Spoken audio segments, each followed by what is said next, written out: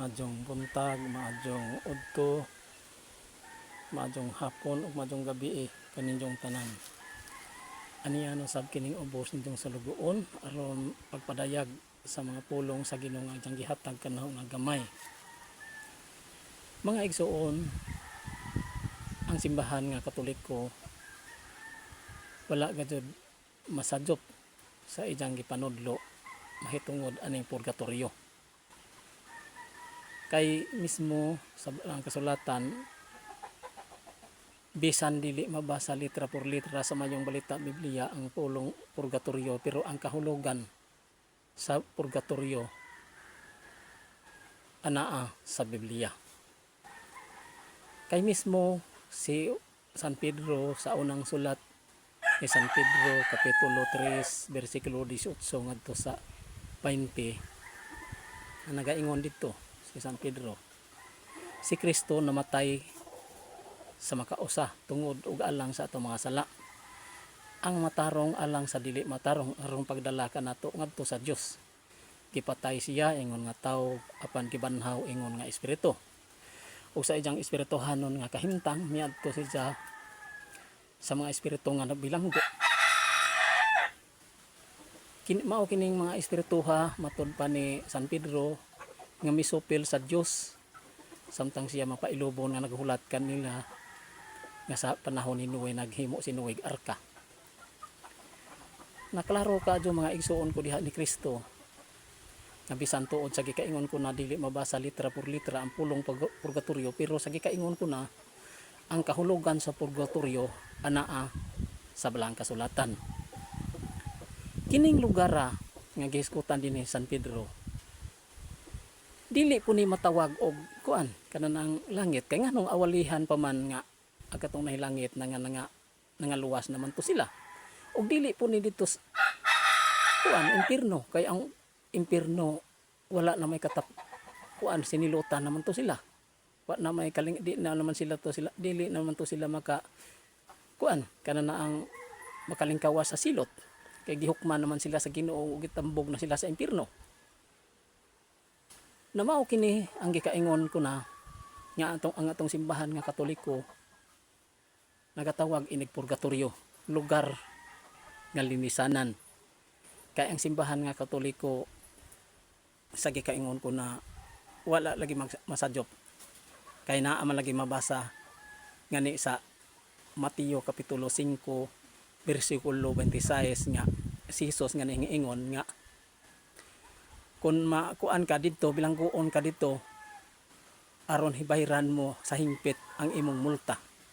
Sa ato pa naa gadu di ay gisgutan nga kuan kanana ang matawag og silutanan, linisanan, bilangguan nga gisgutan diha sa atong Ginoo. Kaya nga ato kuan kanana ang atong simbahan lagi sa gaygaingon ko na nagtawag ini og purgatorio. Unja mismo po ngani sa unang sulat ni San Juan kapitulo 5 bersikulo 16 nagahingon mga ni dito ni San Juan, kung may makakita sa iyang isikataw nga nakasala apan dili mo sampot ngadto sa kamatayon, paampua siya apan alang lamang kini sa sala nga dili mo sampot o kamatayon, pero dunay sala nga mo dili na pwedeng iampo pa. Nagpasabot kini nga ang gisgutan ni San Juan dili matawag og kuan kanana ang duha o dili ingon og nagisgot siya og usara ka parte sa pagpakasala, na isala nga dako na apoy sala nga gamay. Unsa asa man ni sila ibutang kadtong gamay sala, diadto na sila sa gitawag og linisanan nga gitawag og purgatorio, kanang matanga sa sala, kay dili man po na makangadto sa langit, dili po na maimpierno, kay gamay ramang sala.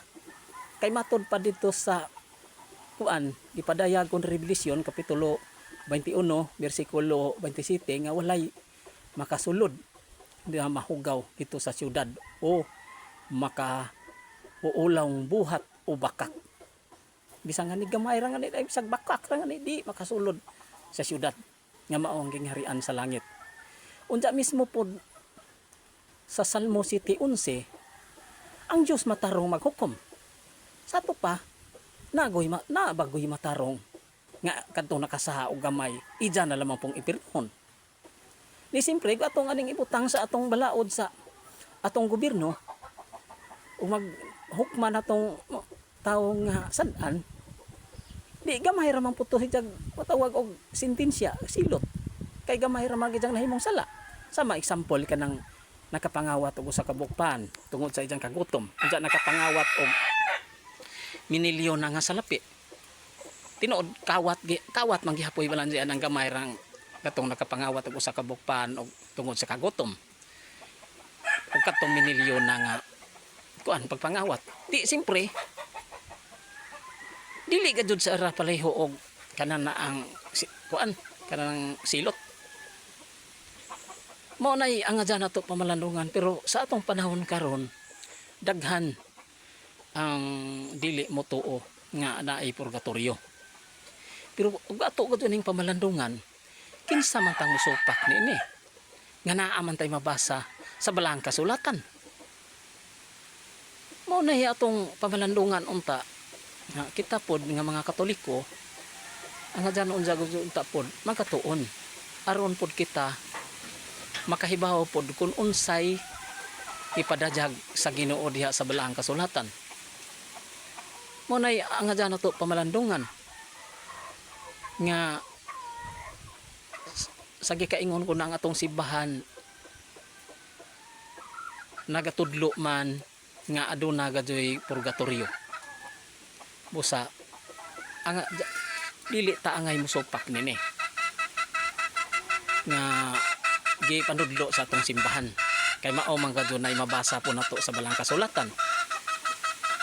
Mao na nga ang atong simbahan mahitungod anang santos nga misa wala masadop, kay ang mga pag-ampo sa mga patay na may mabasa pod sa balang kasulatan naa sa 2 Makabeyo kapitulo 12 bersikulo 44 ngadto sa 45 nga si Judas Makabeyo miamot nangadyo og amot mga kabat og 2,000 ka plata og ijang ipadala ngadto sa Jerusalem, kay kadtong mga nangamatay sa gubat aron katabangan sila sa pag-ampo. Kay nasadyod man si Judas Makabeyo nga ang mga patay banhaon. Unsa do naman sila mga sala to, kay nagtago man sila mga Dios dito silang lawas. Katong mga larawan nga giisip na lang Dios silang gipang taguan dito, mao tong itaguan dito silang lawas, mao tong nangamatay sila pinaagi sa gubat. Na kay si Judas Makabeyo usaman ka Dios nun nga pag nga tawo. Mao tong nga nangadyo si jag amot sa gikaingon na og 2,000 ka plata o gipadala ni sa Jerusalem alang sa usa ka halad sa pag-ampo. Kay matud pa kun wa panta si jay pagtuo ngadto nga ang mga patay banhawon usa unta ka binuang alang kaniya apan naghimo si jay ining usa ka paagi nga Dios nun. Kay sa gikaingon ko na kanang nasadyod man si Judas nga adunay pagkabanhaw. Amen.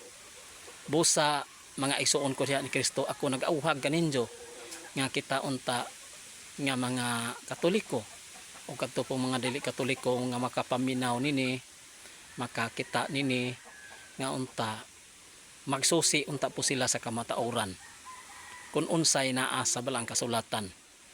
Kay mao mga dunay gipadajag sa Ginoo pinaagi diha sa iyang mga pulong nga naisulat diha sa Biblia. Amen.